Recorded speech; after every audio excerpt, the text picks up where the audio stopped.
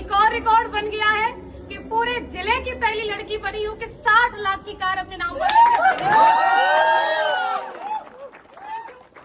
Audi लोगों के लिए एक नाम हो जाएगा कि हाँ वही कोई लड़की कार ले आई होगी, लेकिन मेरे लिए सिर्फ ये कार नहीं है सिर्फ ये कार, क्योंकि सपने से भी ऊपर है ये जगह। जब गुरुजी पर्दा हटा रहे थे तो मैं अंदर से फील कर रही थी ये मेरी है। मैं कई बार अंदर से कह रही थी मेरी है। रात भर मैं सोई नहीं हूँ। ये बिल्कुल सत्य है, मैं बिल्कुल नहीं सोई। मैं सुबह 5 बजे का अलार्म लगाई थी, जल्दी जगना था। अलार्म तो मुझे जगाया ही नहीं है, आज मैं अलार्म को जगाई हूँ। पूछ रही हूँ आप कहाँ पहुँचे। सारी चीजें आज अच्छी हैं, बढ़िया हैं। क्यों है? सिर्फ उसके पीछे एक कारण है, हमारी असली पीएस वेलनेस जैसी महान संस्था और इसके संस्थापक की एक नेक नियत, एक अच्छी सोच। हमारे CUNMD महागुरुजी मिस्टर संजीव कुमार सर, मैं कहूंगी अरे होंगी बहुत सारी ऑर्गेनाइजेशन जो कि काम करती होंगी डायरेक्ट सेलिंग में, लेकिन पूरी डायरेक्ट सेलिंग के अंदर एक असली पीएस वेलनेस और पूरे डायरेक्ट सेलर्स के लिए महानायक बनके खड़े हमारे CUNMD mister Sanjeev Kumar sir के लिए एक बार जोरदार। शायद कुछ संकोच होता इस कार को लाने में, लेकिन कोई संकोच नहीं हुआ क्योंकि वो वुमेन वेलफेयर फंड का 5 लाख एक्स्ट्रा गुरुजी दे दिए। बहुत बड़ा सहयोग लगा, क्योंकि लोगों को लग रहा है कि 5 लाख रुपए अमाउंट क्या, लेकिन पूछिए उनसे जो 30,000 रुपए महीने की तनख्वाह लेते हैं, पूरा 30 दिन ड्यूटी करते हैं, तब जाके उनको 30,000 आता है। लगभग उनकी 1.5-2 साल की इनकम तो माँ गुरुजी ने एज ए वेलफेयर फंड मुझे दे दी। क्यों? क्योंकि तुम लड़की हो। फिर हमारे अंदर से भी जज्बा जुनून आया कि नहीं भैया, जब 14 लाख की चल सकती तो 60 लाख की भी चलेगी। अब माँ गुरुजी अगर 5 लाख एक्स्ट्रा दिए तो उसको सही ठिकाने पे लगाना पड़ेगा, क्योंकि अभी और कमाना है। सारा कुछ बढ़िया है, बहुत ही अच्छा है। मैं जो बोलना चाह रही थी शायद मैं वो बोल ही नहीं पा रही हूँ, क्योंकि खुशी का कोई ठिकाना नहीं है। बोलिए। आज माँ गुरुजी पहली बार ये कह रहे बोलिए, नहीं तो हर बार ये होता है कम बोलिए। टाइम नहीं है, अभी आपके बाद और भी खड़े हैं और उनको बोलने दीजिए। लेकिन ये अवसर भी असली पीएस वेलनेस में तब आता है। माँ गुरुजी एक बात बोलते हैं, मैं माँ गुरुजी की बात को रिपीट कर रही हूँ यहाँ पर, कि हम सभी किस्मत वाले तो हैं क्योंकि हम सबको सेम प्लेटफॉर्म मिल गया है, लेकिन हर वो व्यक्ति सफल नहीं होगा जो ज्वाइन कर लिया। क्यों? क्योंकि किस्मत वाले सभी हैं लेकिन सेम मेहनत नहीं करते। किस्मत से प्लेटफॉर्म मिल गया है, अगर हम मेहनत करते रहेंगे तो हम यहाँ तक जरूर आएंगे। किस्मत वाले हम बन चुके हैं, अब बारी है मेहनत वाले बनने के लिए। तो क्या आप लोग तैयार हैं? अगर आप तैयार हैं तो मैं आपसे कहना चाहती हूँ कि यदि आपने असली पीएस जैसी महान संस्था को ज्वाइन कर ही लिया है, और स्पेशली मैं गर्ल से ये बात कहना चाहती हूँ कि यदि आप AWPL के अंदर ज्वाइन हो ही चुके हैं तो 3 से 4 साल तक आप मन लगा करके, एकाग्र होकर के, पापा कहें, मम्मी कहें, रिश्तेदार कहें, गांव वाले कहें, कोई फर्क नहीं, हमें वो करना है जो हमें दिखाई दे रहा है। क्यों? क्योंकि वो लोग अपनी जगह पे सही हैं। मेरे पापा ने कभी पढ़ाई के लिए नहीं रोका, मैं आपके सामने खड़ी हूँ। एक भाई एक बहन है, जिस स्कूल में मेरे भाई को पढ़ाया, आज मैं पहली बार ये बात बोल रही हूँ, जिस स्कूल में मेरे भाई पढ़े हैं, हम लोग प्राइवेट स्कूल में पढ़े हैं, बल्कि पिताजी किसान है। पिताजी गुंजाइश नहीं थी कि हमें बस से भेजें, लेकिन एक साथ पढ़ाया। हमेशा मेरे पिताजी एक बात बोला करते थे बचपन में कि तुम दोनों मेरे लिए बराबर हो, मेरे लिए ज्योति सौरभ दोनों बराबर हैं। आप मुझे बताइए, बेटी हर कोई नहीं चाहता, उसका कारण भी बेटियां बनती है ना, कि वो शादी के बाद बोलती है अब तो मैं यहाँ आ गई हूँ, अब तो मेरा यही परिवार है, अब तो जो मैं कमाऊंगी वहां देंगी। कौन बाप चाहेगा मेरे घर में बेटी पैदा हो? क्योंकि एक तो इसको पढ़ा लिखा के बड़ा करो, कमाने लायक बनाओ, और उसके बाद तो ये तो चली और ये वहां जाके कमा के देगी, कौन चाहेगा? लेकिन मुझे ऐसा लगता है कि हर उस बेटी को चाहेगा, हर एक बाप, जो उसी के यहाँ पर कमाने लायक बने और उसको कमा करके भी दे और उसको ला करके खड़ा करे ऑडी के शोरूम में, पापा ये गाड़ी तो आप ही की है।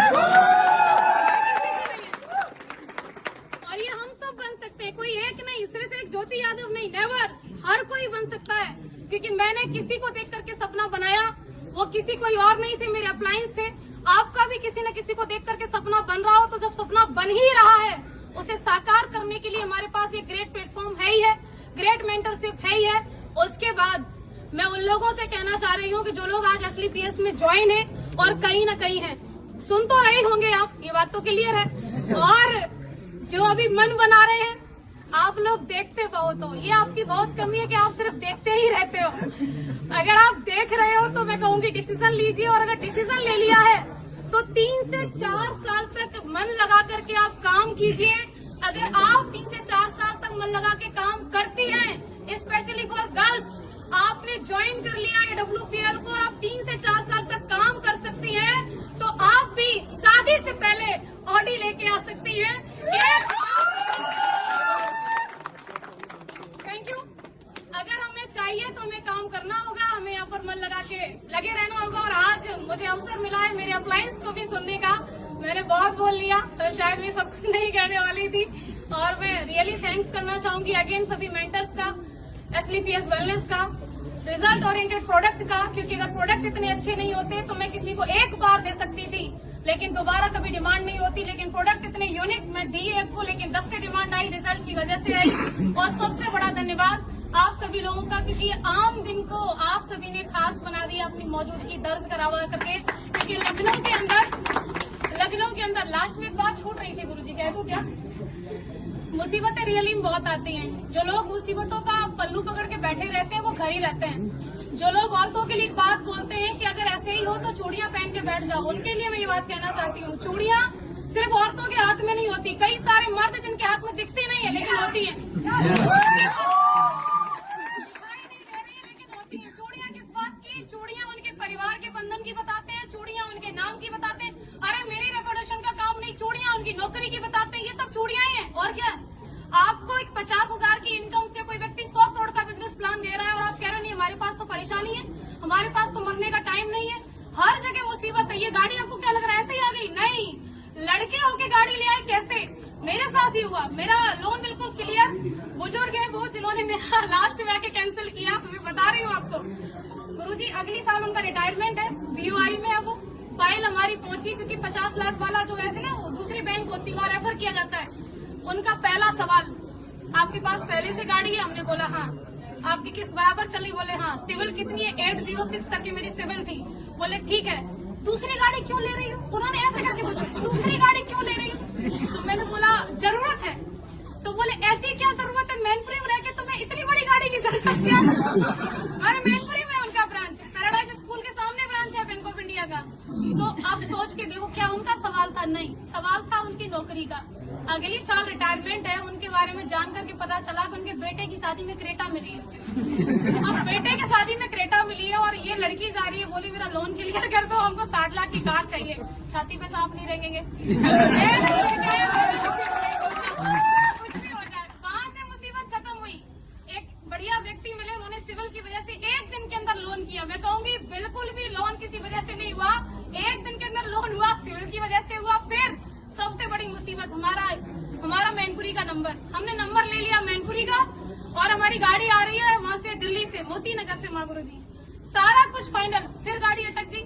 हमने बोला ये आना नहीं चाहती है क्या? 50,000 रूपए पूरे एक्स्ट्रा क्यों लगे? सिर्फ इस बात पे कि हमें फिर वहाँ से नहीं, उन्होंने बोला मैनपुरी में डिलीवरी नहीं दे सकते, आप एटा तक ले लो। हम क्यों लेने एटा की गाड़ी, हम तो अपने मैनपुरी की लेने। मैनपुरी वाले तो मेन आपको ऐसा लग रहा है कोई व्यक्ति सफल होके खड़ा है तो आसानी से खड़ा है, आपको समस्याएं आ रही है उसको कोई नहीं आएंगी। भैया हर चीज में समस्या है, यहाँ तक कि पैसा होते हुए जब आप गाड़ी लेने को खड़े हो, आपकी मर्जी है, गाड़ी की मर्जी की मैं आ रही हूँ, बीच वाला बोला क्यों ले रहे हो? तो तीसरे को भी दिक्कत हो सकती है। दिक्कतों के ऊपर कभी फोकस नहीं करना है, फोकस हमेशा लक्ष्य के ऊपर। मेरी बात सिर्फ इतनी है कि आज अगर मैं यहाँ खड़ी हूँ तो सिर्फ इसका एक कारण है कि मैंने हमेशा मेरे अप्लायंस की उपलब्धि को देखा कि आज वो किस पायदान पे पहुंच रहे हैं। मैंने नहीं देखा उन लोगों को जो लोग मेरे अपने थे लेकिन वो किसी न किसी ऐसी जगह पर थे जो उतनी बड़ी सोच नहीं रखते थे। मैंने सिर्फ उनको देखा जिनकी सोच बड़ी थी, जिनकी उपलब्धि बड़ी थी, क्योंकि मुझे वहीं तक जाना था जहां तक का मुझे वो रास्ता दिखा रहे थे। तो आपको भी हमेशा अपने अप्लायंस के लिए देखना है, क्योंकि मैंने देखा तो आज मैं खड़ी हूँ और आप लोग आए उसके लिए आपका अगेन बहुत बहुत शुक्रिया। Thank you so much.